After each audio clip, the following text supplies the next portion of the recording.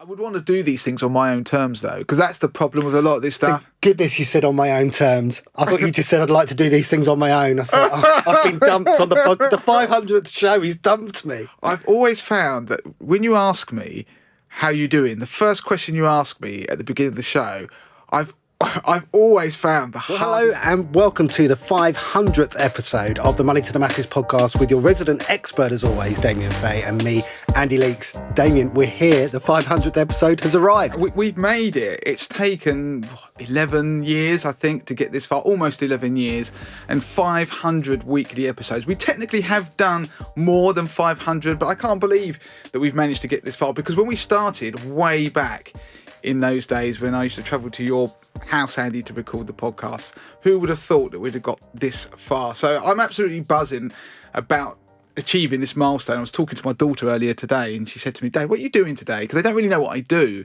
half the time. They're not interested. And then I said, I'm going to record a podcast and it's our 500th weekly show. So even at 15 years of age, I managed to impress my daughter with me doing 500 episodes. She said that took quite a bit of commitment, didn't it, Dad? And it has done, Andy. So I think we've got to pat ourselves on the back for actually achieving that milestone. I think we should. And as it's our 500th episode, we've decided to break from the traditions of what we would normally do in every episode. And there'll be people coming to this episode for the first time even. So just to let everyone know, this isn't a normal episode. We're going to do some reminiscing. We're going to be talking about the podcast, how it was back in the day, 11 years ago, how it sort of evolved over those 11 years. And perhaps we'll touch on in this episode as well the future of the Money to the Masses podcast as well. So I suppose the first part of this podcast, we're going to be doing that bit of reminiscing. What I would like to do is remind the listeners. I say remind, there'll be people that haven't even listened to the very first episode of the Money to the Masses podcast. And actually, I'd recommend that they don't listen to that first episode. I thought we'd go back in a bit of a time machine way and we'd kind of talk how we did it. How did it arrive? So the question I suppose I want to ask you is, how did it start? Where did that first episode come from? Let's go right back to day one. Okay, so I think for people who've not heard this story, and there will be people who don't know the full story of Money to the Masses. So Money to the Masses came about as a concept, not the podcast, but as a website. It started as a blog. What was that, in 2010? So that's 15 years ago. And it was born out of a frustration of the lack of financial information and guidance for ordinary people. So I worked in the city back in those days, and I was really helping wealthy people become wealthier. And I just felt that that was slightly soulless. I did enjoy the job. I did enjoy the problem-solving element of it, and I was good at it. And then I just thought, once my daughter was born, it was actually when my paternity leave finished, I then had one of those sort of moments where I wondered what I was going to do with my life, and you're suddenly responsible for someone else, and it just makes you, I don't know, think differently. The world is different the day you wake up after you become a parent. And I then decided to start writing a blog with information about finance and all the stuff I was effectively helping rich people with. So pensions, investments, insurance, you name it. I was helping them with those things through the company I worked for. And all that expertise wasn't widely available to the general public. You've got to think that services like the Money Advice Service, which doesn't actually exist anymore, it's changed in format and style, that didn't exist. And so I wanted to give some of that to people and help people out there. And my hourly rate was ridiculous that I'd be charged out at, and I couldn't have even afforded that as an ordinary person. So anyway, that was how it started. I started a blog in my spare time, writing a piece of content every day. So it might be something to do with, for example, the first one was how to maximise the interest on your savings so you didn't have to pay as much tax. Now that post technically still exists on the Money to the Masses website, but that was the kind of content, and I did that every day consistently, and no one read it at first. And then after lots of consistency and writing and scratching that itch every day, eventually there was a community really that started to grow around Money to the Masses, and the traffic to the blog grew. And after 4 years, I then quit my day job and went on it full time. And then from that eventually came the other things that we do, which was 80-20 Investor, where I teach people how to invest, but also, crucially to people listening to this, the Money to the Masses podcast. So that story is relevant because you can see how it started from something of a passion. And I started Money to the Masses with my twin brother, Justin, who had a passion for building websites. And funnily enough, when we were talking about this earlier on today, I realised that the podcast was born out of a collision of two people's passion, mine for money and yours for podcasting and anything to do with audio equipment and all that kind of stuff. So, I mean, it was really me saying to Andy, I think we could possibly do a podcast when Money to the Masses was in its infancy. And then Andy was like, he grabbed hold of that and went with it. I jumped right on that because, my passion has always been audio. People have always said I've got a face for radio. I was a redcoat. I was a born show-off, let's be honest. And I did hospital radio, and I've just had a real sort of interest in everything audio, whether it's podcasting or radio. And so when you came to me and said, I think a podcast might work, I kind of just latched onto that. And here we are. I didn't really know everything about it. I kind of learnt on the job. And I suppose this is a good time to sort of explain exactly how we got that first podcast out there. So in terms of technical stuff, not very technical at all, was it? It was your Mac, I believe, and it was my podcast mic, which I went and bought from a shop not far around the corner from here, actually. It was a Maplin, which sadly, they don't exist anymore, I don't think, but it was just a standard common podcast mic. And it was less than £40, and it was a USB mic, and we plugged it in to a Mac, and we pressed record on what was free software. It still is. It's Audacity, and that was it, really. We just let the mics roll. And actually, if you listen to the first couple of intros to the podcast, you could hear we were finding our feet. I think I called you an extraordinaire or something. I didn't know what to call you. I have to say, though, for people who are listening to this podcast, and I know everybody seems to have a podcast now, but I do want people to realise that the fear of feeling stupid is what holds everybody back. And it did me, and I think we learned to overcome that kind of thing. And so Andy and I just did it and started to make the podcast and put it out there. And it's that idea of you just shipping something and then seeing what happens before it's even perfect. Because if you try and make something perfect, then it wouldn't happen. So as I said earlier, it's an echo of how Money to the Masses started. Just do it and then see what happens. And you kind of learn on the job what works and how this whole thing will evolve. The podcast was the same. And so I remember coming to your house, and it was like a 40-mile drive to get to your house, and then obviously going back the other way. And I think in those days, your children were quite young, and so I'd be rocking up just as probably one of your children was going to bed, and then we do the podcast, and your poor wife, who I've obviously known for a long time, had to put up with me hanging around sometimes till like 11 o'clock, almost 12 o'clock at night, recording a podcast before then I drove back to where I live. And it was kind of I don't know, it had a sort of a raw feel to it. Yeah. But back then, it didn't really have the software and the ability to do it remotely, or we probably didn't have the expertise. But I think what you'll realise when Andy explains in a moment how this kind of all came about in terms of how we make it, I think you realise that a lot of it is in the editing. So as much as the content is a key part of Money to the Masses, and anything you do, if you want to do a podcast, the person who edits it makes the podcast, because you cut out all the stuff that goes wrong. And if you had all the cuttings were on the floor of some sort of metaphorical warehouse of cuttings from podcasts, ours would be enormous. Ours would be like the size of a Heathrow hangar. So it is down to the editing. So I have to applaud Andy on that. The 500 episodes we've done wouldn't occur if you didn't have somebody who could do that. The content obviously is important, and we'll come on to that actually later about how the content, we create it and develop each show. But yeah, passing back to you, Andy, I think it's interesting for people to hear how that early stage worked and then how we moved on from there. Yeah, it was a learning process, and we were learning week by week. We didn't really, as you say, know what we were doing, but we were listening to feedback as well, because as you say, the early shows were longer, much longer than they are now.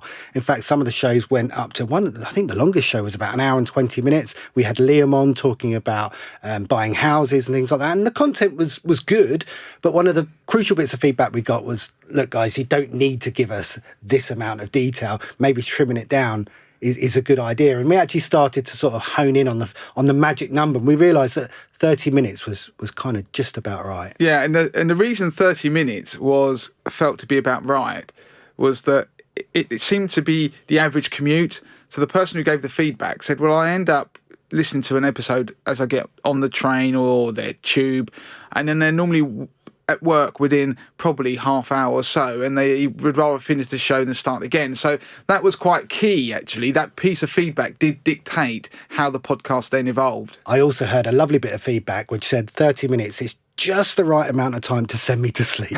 So it depends on We've had all sorts of feedback. We've had somebody say that, who we've read out a review, and it said they like falling asleep to Andy and I talking about money. And I'm not sure whether that was a compliment or not. But feedback from listeners is always important to evolve anything. And then we end up hitting upon the three pieces of the show and how it works. So we end up having those three pieces of content. Try to do one that's investment focused, and then try to do an easy one. So we hit something for everybody, because I know some of them can be quite heavy, but then we do be mindful of that when we're producing content going forward. But then, as I said earlier, we then moved on away from just being you sitting around a Mac in your living room, effectively. Yeah, we worked out a way that we could do it remotely before the likes of Zoom really exist. I mean, Skype was around at the time, but no one had really worked out a perfect way of getting two people to speak on a podcast via Skype. There was all sorts of feedback, and I went into all sorts of technical forums to try and find out a way for you and I to do it over Skype. And then I just said, well, hang on, this is silly. We can effectively do this over the phone, but we record each of our sides locally. So what we actually ended up doing is, Damien, you purchased the exact same mic that I had, so that we had the same bits of equipment in each of our houses. Then we used the free software, Audacity. I used it on my Mac. You used it on your Mac, and we recorded it locally at each end. You then sent me your file after we'd recorded via WeTransfer, again, another free piece of software. So if you actually think about the cost of this, it's not a huge amount of cost, but the actual audio quality we got at the end of it, because what we were able to then do is mix those two audio pieces together into one track.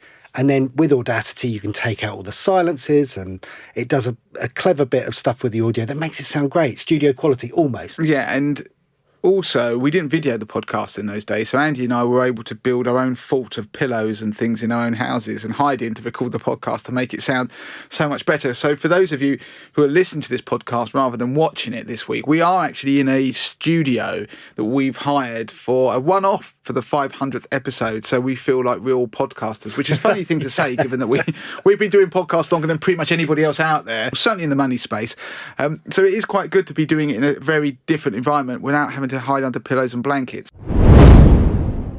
This is a message for Damien, Andy, and the rest of the team at Money to the Masses. I just wanted to congratulate you on your 500th episode of the Money to the Masses podcast, and just to say that as a regular listener or watcher, if you like, on YouTube, you guys are becoming a go-to when it comes to cost of living or anything on investing. So congratulations on your 500th, and look forward to the next 500. Take it easy, guys. Well done. So ultimately, the podcast stayed much the same in terms of how it was recorded for, well, most of the early years, right up until the pandemic. And although we were able to do it remotely before that, I think the pandemic then made it easier. There's better technology available for us to be able to do things remotely. And then we had our studio in our offices that we built as well, which now is how we do record our podcast shows. So the thing is, if you want to do a podcast, don't be put off.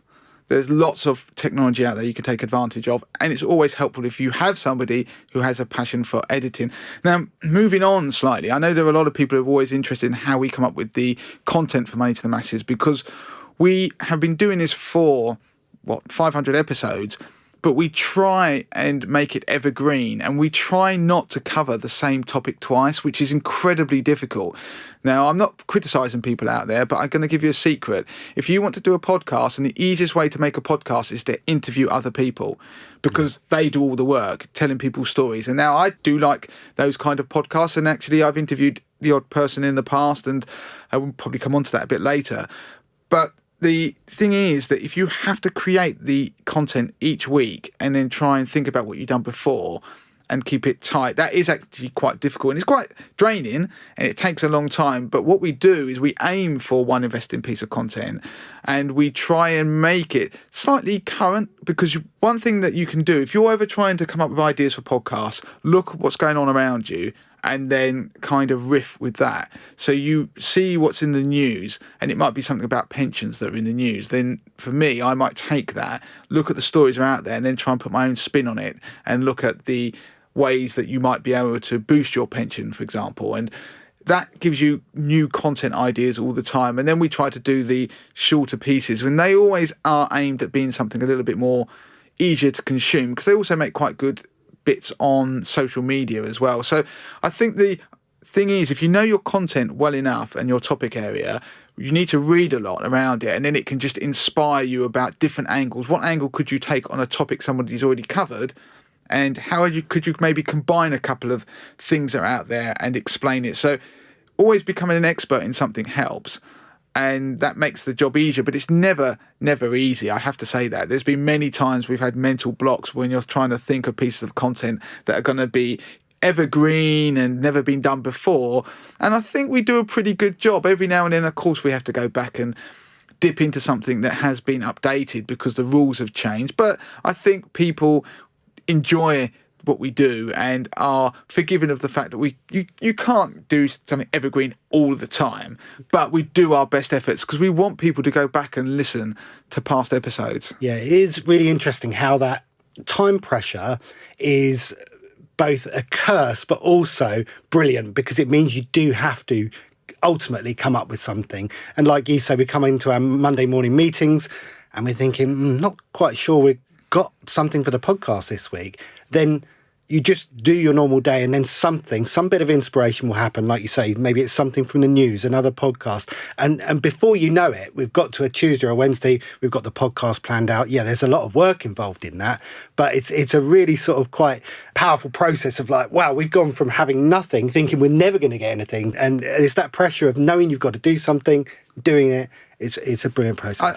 I agree. I think the pressure of being creative under a timeline is hard, and it isn't easy. It's quite draining, I find sometimes, but you just get used to it, because once the podcast goes out, so people listen to this might not realise that we'll talk about what might be on the podcast, but it doesn't get recorded typically until at least Thursday, and then Andy will have the time to edit it. Actually, we should talk about the timeline. So let's do that. So we'll probably start talking about it on the Monday. We'll start coming up with ideas. The Tuesday and the Wednesday will come about. And like you say, Thursday is recording day generally. We'd like to bring it forward, wouldn't we? Ideally, we'd like to do it as close to the start of the week as we could, but it's not always possible because there is and I will give Damien so much credit here. Some of the work that's involved does take days, not just hours, days. Sometimes I've known you work on a piece for 2.5, 3 days before it eventually gets recorded on a Thursday. Yeah, and especially now we're doing more video, so we want to use the content for video. It's very different when you do audio. Audio only is easier because if you make a mistake, you can cut it up and you can splice things and change the order and all that kind of thing. But when you're doing video at the same time, you need an element of continuity in what you're doing and be mindful of how it's going to sound and look at the same time. And therefore you start to become quite adept at predicting where the cuts are. So you won't ever hear this. When Andy and I do the podcast, we'll go along and there's almost an internal monologue in my head that's going... the best analogy is a snooker player. I remember hearing somebody saying the best snooker players play snooker and already thinking 3 or 4 shots ahead. So when I'm talking on a podcast, I'm already in the next sort of few sentences ahead. It seems to be something that I've worked out how to do. Whether that's something wrong with me or not, I don't know, but I'm able to think and talk differently. And so I'm thinking about where this is going. And if people listen to the podcast, they'll know that I go off at a tangent, but then I have to try and hold a thread of a thought and bring it back to what we were talking about. So I think the podcast is tricky to do when you're doing video, but we'd love to bring it forward earlier on in the week. And full credit to Andy, there'll be many times where we didn't finish recording the podcast till very late on a Friday, and Andy then has to edit it. And the editing process, I mean, I don't fully understand it, but that's where the magic happens. But for people who know, say we do a podcast that's half an hour, typically how much audio do we produce? Anywhere between, it would never be less than 50 minutes, but anywhere between 50 minutes and an hour and 20 for a half an hour show. And then how long does that take you to edit down, though? And to edit that down, it really depends on, again, the visuals, because if it is a tricky edit in terms of, and when I say tricky edit, I don't mean because we've made loads of mistakes necessarily. It might mean, again, about that storytelling, about taking you from the one cut to the next. Well, how do we take it from this shot to the next shot, because we need something to bridge that gap. And sometimes we might need to create something, whether it's a piece of video that will tell the story of what you're saying, because sometimes it isn't as simple as just saying the words or putting the words on screen. You need something more visual. So sometimes it can take up to sort of 2 days, full days of editing. I mean, I hope not sometimes. Yeah, but Andy is being modest as well, because Andy's very good at it. So he's quicker than the average person who would be editing. But I always make sure that credit goes where it's deserved. So the making of the podcast is very much in the editing process, and the content is part of it. You can't have one without the other. If you have a poor sounding podcast and it's just the editing is all over the place, then people stop listening. So we know that because people give you feedback if you make something that isn't great. But mentioning feedback, I just want to touch upon that actually.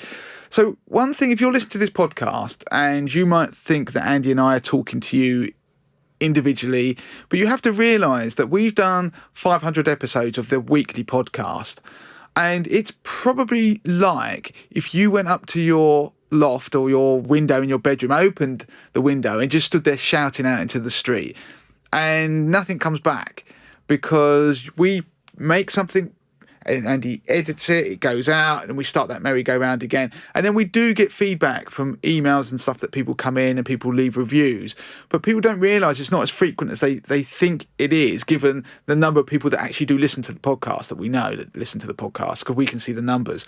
So I'd always say to you, if you like a podcast or anything, if you've got an influencer you like, whatever the niche that they're in, engage with the content that they make, because it does spur them on. Because there have been times where making a weekly podcast has been difficult, because just to be frank with everybody, making this podcast doesn't make us money.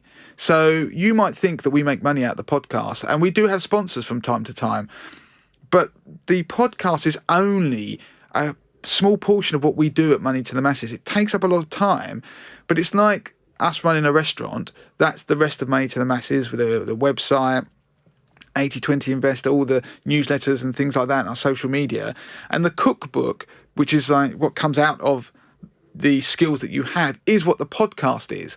And so we don't make money essentially out of the podcast. So we do it really as a labour of love. And as the community's grown over years, that's why when we encourage people to talk to us, engage, and I know we've done meetups before, it's important, if you love something, that you do engage with it, because you think we know you're there, but we don't. And I know I love getting emails where people are talking about they walk their dog, and I had one recently where a guy who's a pilot wrote in, and I will reply to his email, because obviously we get a lot, but he listens to us on the way home from the airport, and that kind of thing just is amazing to me. And we've had some great feedback over the years. We get it all the time. Person recently wrote in who'd made a lot of money from their share save scheme at work. There've been people who, one guy actually I remember meeting at a podcast meetup, who told me he'd paid off £100,000 worth of debt listening to our podcast. And that kind of stuff is incredibly motivating. And I'm a person that's always had that element of imposter syndrome, and less so now, I think, but in the early days, you have to realise that when you work in the world of finance, the way it works, and people listening to this who work in the world of finance will be nodding away, I think, is that you are kept within your position, and there is this element of you don't stray from your area of responsibility, you don't do anything creative, you follow the process, and there's people above you who keep you down, and it's very hierarchical at times, and it's typically middle-aged white guys or privileged ones at the top who dictate what happens. It doesn't allow for any creativity. And so that environment makes you not believe sometimes that you are able or good enough to do something. And people don't want you to succeed when you do something. I can tell you that for a fact, that people from within the industry tried to cause problems for me when I broke away and started creating Money to the Masses. It's just the world we live in, unfortunately.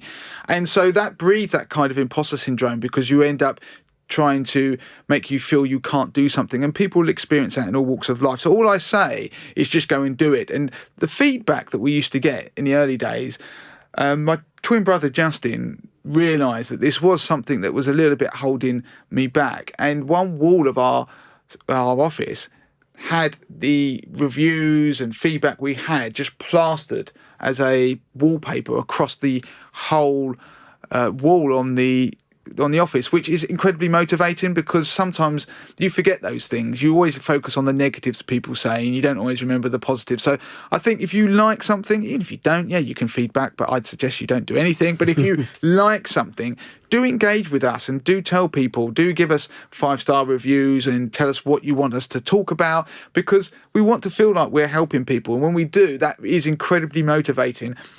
And it's not just for me and Andy, it's for the rest of the team at Money to the Masses. And that is going to be even more important going forward. Yeah, we don't have a Patreon on our service. We don't ask our listeners to put money in a coffee jar. And those podcasts that do that, great, it works for them. There's other ways that Money to the Masses makes money. But the way we really like, or would really like our listeners to engage with us and to pay it back, if you like, for all the 500 episodes that we've created, is to do exactly that. Feedback to us, like, subscribe, do everything like that, because it makes us feel great. It really motivates us, but it also helps the algorithms. So, podcasts at the end of the day, what Spotify, what YouTube and all these things, they look at the algorithms, they look at who's commenting and who's liking and who's pushing the buttons. And it says, well, that's a really popular podcast there. Let's go and show it to more people. And that's the way we can grow our audience as well. Yeah, and just to reiterate that point, if you really want Money to the Masses and the Money to the Masses podcast to still be around in 10 years' time, it's more imperative than ever that you do that. So if I had to ask one favour of everybody listening to this podcast, it's go and subscribe to everything we do. So if it's on Instagram, TikTok, Facebook, YouTube, go on there, follow us in every piece of content, engage with it. If it's a like or a comment, just doing that take you seconds will make a massive difference, because that amplified across our whole audience, it will have a huge impact on allowing Money to the Masses to keep growing. So please do that. If that's the only way you're able to say thanks for the 500 episodes that we've done over the last 11 years. The Money to the Masses podcast has been my weekly financial check-in for years. I love how you cover such a wide range of topics and make them relevant to everyday life. I've made so many positive changes to my finances thanks to this podcast. Congratulations on your 500th show. Yeah, and so you touched on the future of Money to the Masses and the podcast. And if we'd like to be here in 10 years' time, let's hope that we are. Where do you see the future of the podcast? I mean, we talked about interview style ones earlier, and you said that that's kind of the easy option, but we're not necessarily against doing interview style podcasts. And well, I've done one in the past. If you remember, we did the One Giant Leap series, which was a dip in our toe in doing something different, because we always like to do things differently. And anybody who hasn't listened to that still exists, that show. And it was a series we did. We did one series of it, and I planned to bring it back. And we looked at people. I interviewed ordinary people who'd taken a giant leap. So Money to the Masses was built upon me quitting my job and just taking a leap of faith that I could make it work and generate money to live on and to pay my mortgage and for my family to eat. And that was a leap of faith. And I believed I could make it work. And yes, I didn't just jump. There were some elements of money I'd saved up to try and make me be able to survive for a year without any income. And I wanted to interview people who'd done that. And I went and found a whole bunch of people who'd done some amazing things. And there was a real spectrum. There was one guy who I remember he was sleeping in his car, and he became what would be an influencer now in being sort of workouts. He was a bit before Joe Wicks, and it was fascinating series, and I love doing it, and I would like to do it again or do something different.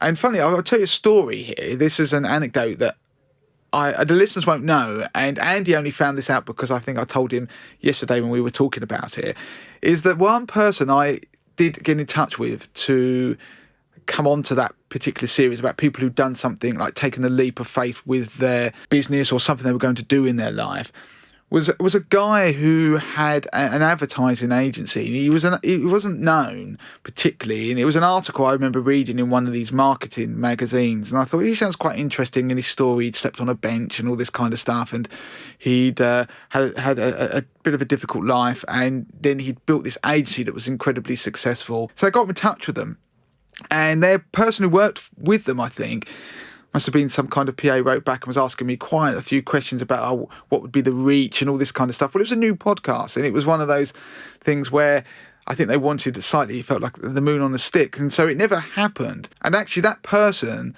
is Stephen Bartlett, and it was before he was well known, and so I was actually that close to interviewing Stephen Bartlett, and it was before people knew him and he became the huge success that he is known for. I mean, he was a success at the time, but he wasn't well known, and that was fascinating. It was trying to capture those stories, and he was somebody who just then went to complete global fame, but the other stories were other people who were more ordinary. So I would do that, but I would like to interview people who were of significance to people in terms of money. I think it would be interesting to interview the Chancellor, for example. I'd interview the Chancellor. And I would want to do these things on my own terms, though, because that's the problem with a lot of this stuff. Thank goodness you said on my own terms. I thought you just said I'd like to do these things on my own. I thought, I've been dumped on the 500th show. He's dumped me. I would like... I just think that some of these things are very contrived. If you look at things that are TV, radio and all that kind of stuff, they are very contrived and you're almost told what you can and can't say. And that isn't me. I'd want to be able to say and ask the questions that I wanted. So I would interview people. I'd love to be able to interview people in business and that kind of thing. So it is something that we could possibly do in the future. But as I said, it's not something that we've done because the show was all about the content rather than necessarily the people. And I still get probably about 10, 12 emails a week from people in various marketing agencies or whatever asking me to interview their CEO on the Money to the Masses podcast, which is slightly insulting because it's clear that they've never listened to an episode, bearing in mind there's only been possibly 12 people on it. And I bet 9 out of 10 of those are spelt the wrong Damien, because that is one thing that you get a lot, isn't it? I will say this. I only have 10 letters in my entire name. I don't have a middle name. So my name is Damien Fay. Yes, technically it's Fahy, it's Irish, but long story why it's pronounced Fay. And my first name and second name are constantly misspelled. And I it's one of those things that through life has been a real bugbear of mine. And so if you do write to me, please do spell it with an I-E-N, not I-A-N at the end. And I'm mortified when I misspell somebody else's name because of that. But yeah, don't be afraid to get in contact with us. Still do that. But if you email Damien at Money to the Masses and you spell it with an A at the end, it won't go anywhere. I won't receive it. Maybe there are millions of emails waiting for me out there, Andy. I love the fact that it's very easy for you to be able to set up that email address because, you own the server and the rights and everything. But you just haven't done it on principle that if they spell it wrong, it's not coming in. I love it. Hey, Money to the Masses team, it's Ben here, long-time listener of the podcast. Congratulations on hitting 500 podcast episodes. Just imagine the impact that this has had on people's UK finances. On behalf of those people, let me thank you for increasing my knowledge and giving me practical advice every week on ways to improve my personal finances and start to invest. I was lucky enough to feature on one of the 500 episodes, number 408 on Black Books, which showed a glimpse of this practical advice I've received over the years. Here's to another 500 episodes and maybe a 500th podcast mug to celebrate. What about, aside from the podcast, then, this is a great opportunity to tell the listeners the future of Money to the Masses itself, because as we mentioned earlier on the podcast, it's not just the podcast, there's a whole lot of other stuff that goes on in the background. And actually, these last couple of years have been a bit of a challenge to Money to the Masses. There have been sort of some moving parts in how Money to the Masses operates, because Google is different to how it used to be. Yeah, so just to give you the short version of it, we have lots of different ways that people can find us, social media, online, whether they search via things like Google. And of course, it's becoming a much more difficult space. We do very well in that space, but the reality is that we do more on social now and will do in the future. But also with the advent of AI, that is something that's difficult, but also an opportunity. So a bit of a sort of peek behind the curtain. In the coming months, we are launching something with AI. So we've been developing something since the summer last year. And there have been some people within the community on Facebook that have seen what we're developing. But just to give you an idea, it's using AI to effectively give me to lots of people. If you could talk to me about money, I think there'd be a lot of people who would like that. It's along the lines of using AI to enable that. And so it's something that we're really excited about, and we'll give more details in the future. The other thing we're doing is one of the most popular episodes we ever did, and one of my favourite episodes actually was the how your child can become a millionaire. We taught people how to make their children millionaires by investing really small amounts of money. And imminently, we're going to be launching with an investment provider a way of doing that. So we'll be able to allow people to use the process, apply that process easily using the investment house that we're teaming up with. So that's something to look out for. That's happening pretty much now. And so we're going to be doing more things like that. So I think we'll be spreading our wings more, if that makes sense, and using technology the advancements to our benefit, to change and evolve with them. So I think there's a lot of opportunities, but there is also the reality. That's why people will see me on social media a hell of a lot more, and I want people to engage with all of that and to tell us what they want from Money to the Masses. We could probably make it happen. We have connections with most companies within the finance space. So if there's something that does irritate you, you'd like to see changed, or a product you'd like to see developed, then do get in touch. Hi, I'm a loyal listener and I just wanted to say how much the Money to the Masses podcast has helped me. Your clear explanations have made a really big difference. I'm now on track to start my investing journey and I couldn't have done it without you guys. Thanks so much for everything. I think that's been a brilliant episode. In a way, that's almost the perfect place to finish it. But before we finish the episode, I have prepared a few stats and a few bits and pieces. I thought it would be a great opportunity to quiz you, Damien, on those last 500 episodes. Don't worry, I'm not going to put you too much on the spot. The first question I'm going to ask you is, how many episodes have we produced on the Money to the Masses podcast? Now, it's a bit of a trick question because we're recording the 500th episode. So you would think it would be 500, but I'll give you a clue. It's more than that because we have produced more episodes. Yeah, so I know that we did the weekly money show that I did, the investment show, the Damien's Midweek Markets, and that was weekly but came monthly. And then we did also the One Giant Leap series I mentioned. So if I had to guess, I'd say we did Damien's Midweek Markets for probably 3 years. So if we did that weekly, let's go, I reckon we've done 650. Well, it's actually slightly more than that. It's 698. And then if you add in the One Giant Leap, it's just over 700. So let's say 700 if we round up. So not too far off. 700 is ridiculous, yeah. It is. And actually, I checked what our average score was in terms of feedback reviews over all the different platforms. And we're at 4.8 out of 5 stars. So I was pretty pleased. That's pretty pleased. Yeah, the perfectionist in me would have liked 5, but I know you can't please everybody. Okay, then. Next question. It's another numbers-based question. And with your expertise in maths, I don't expect you to be too far off here. How many minutes of audio do you think that those 698 episodes equate to? Now, those of you who aren't watching this, I mean, I just rolled my eyes and because yes, I do have a degree in mathematics, but my wife will be, if she listens to this, she doesn't listen to the podcast, but she'd be sitting there thinking, well, he's going to get it wrong because my mental arithmetic isn't probably what it should be for somebody who does have a degree in mathematics. So how many minutes in total? How many minutes in total? Well, it would be... you can give me hours if you like. I'll give you hours because I'm just going to divide the number that we said by 2. So I would say 350 hours. Do you know what? It's a clever way of getting to it. And actually, that's what we teach our children. Find the easy way to get to the answer or get as near as you can. You're almost exactly there. So 338 hours in total, 338.5, 20,311 minutes. That's 14.1 days of continuous Damien and Andy audio. Do you remember a podcast meetup? I've forgotten his name now. You'll remember. You're so good with names. I always forget everybody's name when they so if you ever meet me and I forget your name immediately, don't be offended. I do it with everybody. And no, was it Shane? Was his name? It was a guy we met at one of our podcast meetups, and he'd binged all of our back episodes at that point, which must have been at least 350 by then. And he binged them all in about 2 weeks, didn't he? Shane goes down in history as being my favourite ever podcast listeners that I've ever met up with, because he arrived in a bit of a sort of whirlwind. He'd had quite a few drinks before he arrived. He basically told us both he'd fallen in love with us because he'd kind of he was falling asleep every night and he'd heard nothing but our voices for 2 weeks solid.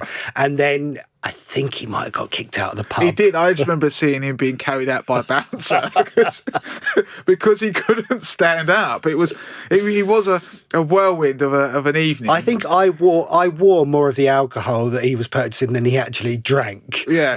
So the podcast meetups were. I mean, I would like to do more of them, but obviously in the COVID or post-COVID era, they are more difficult to do because people don't come into London as much. But yeah, I did pretty well on that as a guest. Just a basic mathematics there. Okay, next question. Now you know how many episodes we did. Remember, it's 698. We're going to play a quick game of higher or lower. Okay. Based on other podcasts out there, famous podcasts out there. Have we done more or less, higher or lower? So the first one I'm going to give you is Off Menu. That's the famous podcast with Ed Gamble and James Acaster. They talk about their favourite menu with loads of guests. Have we done more or less, higher or lower? More episodes? Have we done more episodes? So I'm going to just show my lack of knowledge for someone who podcasts. I don't listen to podcasts, so I've never heard of that podcast. So everybody is going to be laughing at them. So how many... are we higher or are they higher or lower? I reckon they're higher. So they are lower. They're 320 episodes in. They've got the same 4.8 reviews, but it's easier to get an average like that if you've done less. So yeah, I'm sure they're big, but yeah, okay. Okay, so 320 Off Menu. We're going higher or lower now. We're going for the Joe Rogan Experience, probably one of the most famous podcasts in the world. Has he done more than us? Has he done more or less than us? Yeah. More. You're right. He's done well over 2,000 episodes with an average of 4.7. So we're kind of winning that one. Oh, well, so we're winning. Yeah. Parenting Hell with Rob Beckett. Less, because I think that's relatively new. So having said I don't know podcasts, I do know that particular podcast. And actually, he lives not far, or used to live not far from me, Rob Beckett. So they are catching us up. So they do a couple of podcasts a week. So they're at 488, but still less than us. Yeah, what's their review rating? 4.8, same as us. Oh, same as us. Oh, we're doing okay, yeah. Next one we're going to do is Moneybox, the Radio 4 money programme from BBC. I was on that once. Oh, twice, actually. Actually, Harvey, a member of the team, was also on Moneybox. Yeah. Moneybox. Well, it's been going forever. So I'd say they've done way more than us. They're very close, but they're still less than us. 639 episodes with an average score of 4.2. 4.2? Yeah. Shame on them. And do you know what? This is so cyclical. I didn't know we were going to talk about him, but let's talk about our friend Stephen from Diary of a CEO, who you mentioned earlier. Oh, I think he's done more than us. Oh, even though he started so far after us, I just see my feed is inundated with different episodes, you know, like when you go on social media, the shorts that they do in clips. I think he's done more than us. I think so. 653. So just less than us, actually, in total. Really? Yeah. What's his average rating? Do you know? 4.5. 4.5? Yeah. There we go. I'm hanging on to that. So I thought that was a bit of fun. It shows that we're not doing too bad, having been almost 700 episodes in, although this is our 500th celebration. 4.8 average.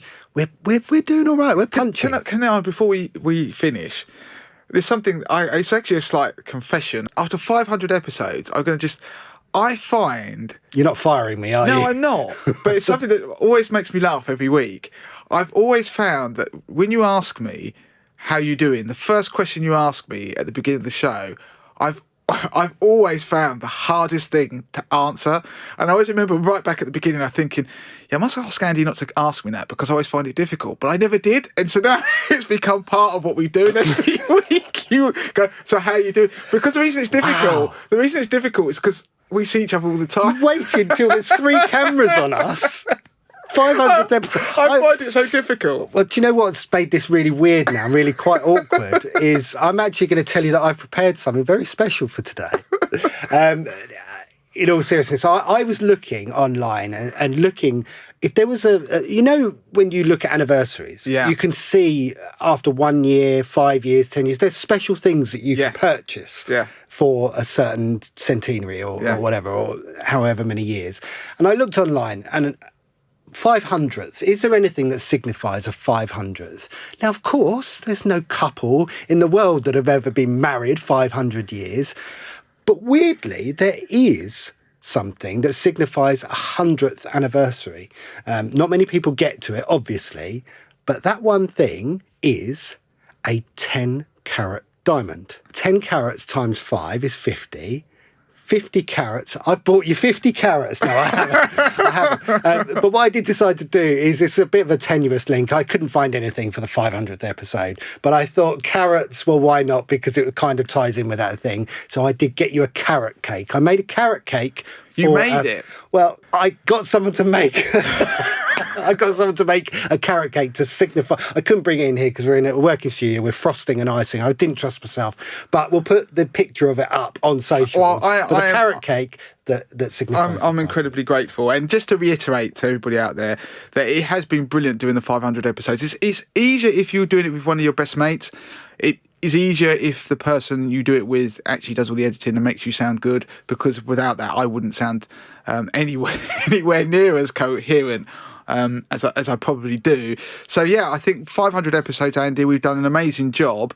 Everybody who's listened to this show, please do share this with people. Tell them to listen to the podcast. We do have some advocates out there, and hopefully we can then continue this into the future and do another 500 episodes, and maybe, who knows, we'll get to 1,000.